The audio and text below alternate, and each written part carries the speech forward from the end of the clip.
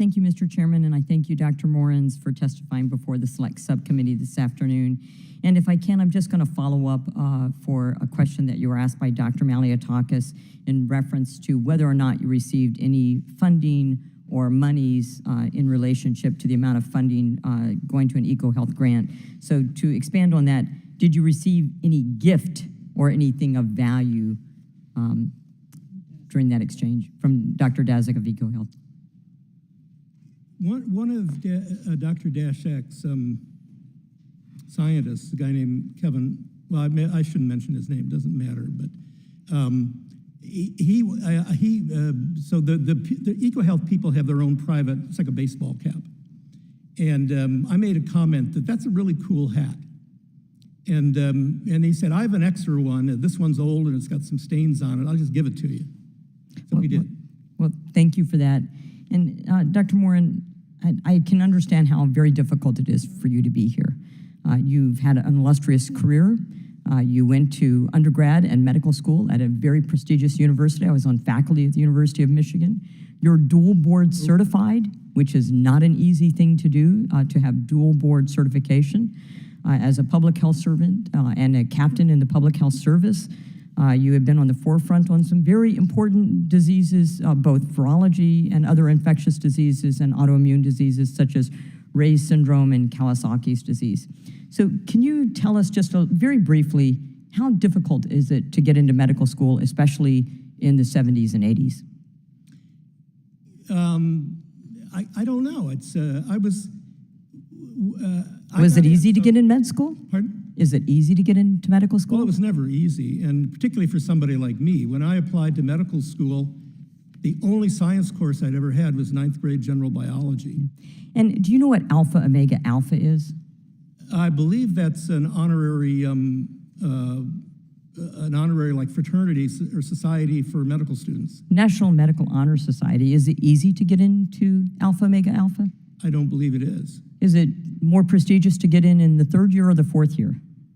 I don't know. Okay. Do you know what a kilt is? A kilt? Yes, sir. A kilt. A-I-L-T, like a Scottish kilt? Yes. Yes. Okay. And do you know what a tarugus is? Say again? It's a Roman garb, such as Roman soldiers wear, sort of like a skirt. I don't think I know that word. Okay.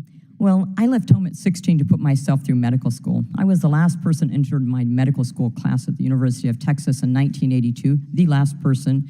By the 3rd year, I was 12th out of 214 students, Alpha Omega Alpha in the 3rd year. I think merit is extraordinarily important. A tarugus is a skirt. A kilt is a skirt. I don't think William Wallace was any less a hero in Scotland because he wore a kilt, nor do I think Roman soldiers were any less fierce, intelligent, or strategic because they wore a skirt. Now, although I have had differences, political and scientific differences with Dr. Walensky, I've disagreed with her on infection-acquired immunity. I have disagreed with her on school closures. I have disagreed with her on the lack of transparency of adverse outcomes from COVID-19 vaccines. So I'm having a hard time understanding why in 2021, I would have expected it when I was in medical school in 1982, but why in 2021, and I can understand the embarrassment of having personal emails shared, but you were doing work-related stuff on your personal emails, that you would have commented in an email, Dr. Fauci got Rochelle Walensky her job as CDC director by lobbying for her to Ron Klain. Well, she does wear a skirt. I poured a little cold water on her, but he was undeterred in thinking that she is the cat's pajama. So let me just say, am I the cat's pajama? Do you know how many women sit on this subcommittee? Do you know what it takes for any of these women to get elected to Congress? Because I find your comments to be disgusting. You had an illustrious career, an amazing track to get to where you are. You're trusted with one of the highest positions in government to combat public health crises, and instead of doing your job, you're too busy worrying about avoiding FOIAs and challenging someone's position because they happen to wear a skirt. The American people deserve a whole lot better in their public servants. We don't need to worry about your trying to avoid FOIAs or what the quality of your mattress is, quite frankly, sir. You should be ashamed of your character and embarrassed. I am glad that you are, and you should in fact apologize to this subcommittee, to Congress, and to our nation. With that, I yield. May I apologize to you and the committee? It's a misogynistic statement, and you know, it was the same snarky, joking stuff. But let me say, I've been an advocate. Sir, that's not a snarky joke. That is an underlying behavior that indicates how you approach women and how you think of women, and it's disgusting.